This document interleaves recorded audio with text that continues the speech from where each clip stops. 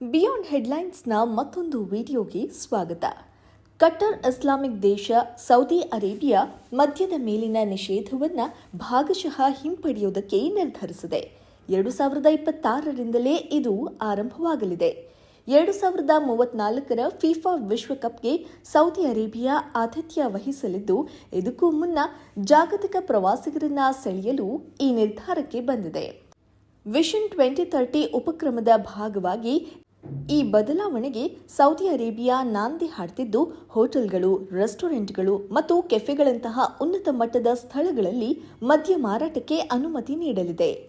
ಈ ಮೂಲಕ ಪ್ರಪಂಚದ ಅತ್ಯಂತ ಸಾಂಪ್ರದಾಯವಾದಿ ದೇಶಗಳಲ್ಲಿ ಒಂದಾದ ಸೌದಿ ಅರೇಬಿಯಾದಲ್ಲಿ 73 ವರ್ಷಗಳ ಮದ್ಯ ನಿಷೇಧಕ್ಕೆ ತೆರೆ ಬೀಳಲಿದೆ. ಅಂತಾರಾಷ್ಟ್ರೀಯ ಕ್ರೀಡಾಕೂಟದ ಆಯೋಜನೆಗೂ ಮುನ್ನ ಸೌದಿ ಪ್ರವಾಸಿ ಸ್ಥಳಗಳಲ್ಲಿ ಮದ್ಯದ ಮೇಲಿನ ನಿರ್ಬಂಧವನ್ನು ಸಡಿಲಗೊಳಿಸಲಿದೆ. ಸೌದಿ ಅರೇಬಿಯಾ ಸರ್ಕಾರವು ಪರವಾನಗಿ ಪಡೆದ ಐಷಾರಾಮಿ ಸ್ಥಳಗಳಲ್ಲಿ 2026ರಿಂದ ಮೊದಲ ಬಾರಿಗೆ ಮದ್ಯ ವಿತರಣೆಗೆ ಅನುಮೋದನೆ ನೀಡಿದೆ. ಈ ಕ್ರಮವನ್ನು ಕಟ್ಟುನಿಟ್ಟಾಗಿ ಪಾಲಿಸಲಿದ್ದು, ಉನ್ನತ ಮಟ್ಟದ ಹೋಟೆಲ್ಗಳು, ಐಷಾರಾಮಿ ರೆಸಾರ್ಟ್ ಮತ್ತು ನಿಯೋಮ್, ಸಿಂಡಾಲಾ ದ್ವೀಪ ಮತ್ತು ರೆಡ್ ಸಿ ಪ್ರಾಜೆಕ್ಟ್ನಂತಹ ಜಾಗತಿಕ ಪ್ರವಾಸೋದ್ಯಮ ಕೇಂದ್ರಗಳಂತಹ ಕೆಲವು ಸ್ಥಳಗಳಿಗೆ ಮಾತ್ರ ಸೀಮಿತವಾಗಿರಲಿದೆ.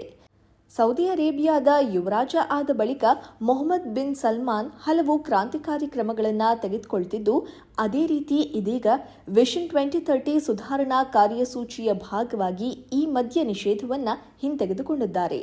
ವಿಷನ್ 2030 ಕಾರ್ಯಕ್ರಮ ಸೌದಿ ಅರೇಬಿಯಾದ ಆರ್ಥಿಕತೆಯನ್ನು ವೈವಿಧ್ಯಗೊಳಿಸೋ, ಅಂತಾರಾಷ್ಟ್ರೀಯ ಹೂಡಿಕೆಯನ್ನು ಆಕರ್ಷಿಸೋ ಮತ್ತು ಎಕ್ಸ್ಪೋ 2030 ಹಾಗೂ ಫಿಫಾ ವಿಶ್ವಕಪ್ 2034ರಂತಹ ದೊಡ್ಡ ಕಾರ್ಯಕ್ರಮಗಳಿಗಾಗಿ ದೇಶದ ಪ್ರವಾಸೋದ್ಯಮ ಮೌಲ್ಯವನ್ನು ಉತ್ತೇಜಿಸುವ ಗುರಿಯನ್ನು ಹೊಂದಿದೆ.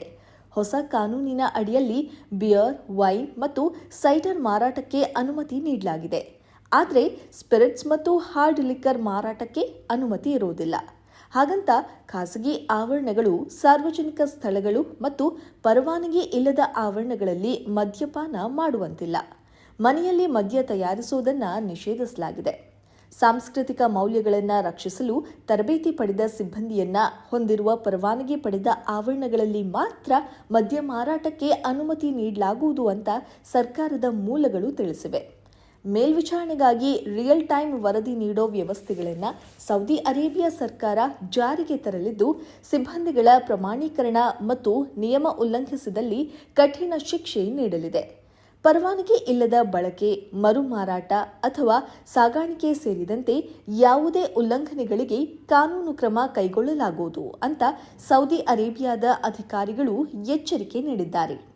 ಆರ್ಥಿಕ ಆಧುನೀಕರಣದ ನಡುವೆಯೂ ಸಾಂಪ್ರದಾಯಿಕ ಮೌಲ್ಯಗಳನ್ನು ಎತ್ತಿ ಹಿಡಿಯಲು ಬದ್ಧರಿದ್ದೀವಿ ಅಂತ ಅವರು ತಿಳಿಸಿದ್ದು, ಹೆಚ್ಚಿನ ವಿದೇಶಿ ಪ್ರವಾಸಿಗರನ್ನ ಆಕರ್ಷಿಸಲು, ವಿದೇಶಿ ಹೂಡಿಕೆಯನ್ನು ಉತ್ತೇಜಿಸಲು ಮತ್ತು ಆತಿಥ್ಯ ಹಾಗೂ ಸೇವಾ ವಲಯದಲ್ಲಿ ಉದ್ಯೋಗಗಳನ್ನು ಸೃಷ್ಟಿಸಲು ಈ ರೂಪಾಂತರ ಸಹಾಯ ಮಾಡಲಿದೆ ಅಂತ ವಿವರಿಸಿದ್ದಾರೆ.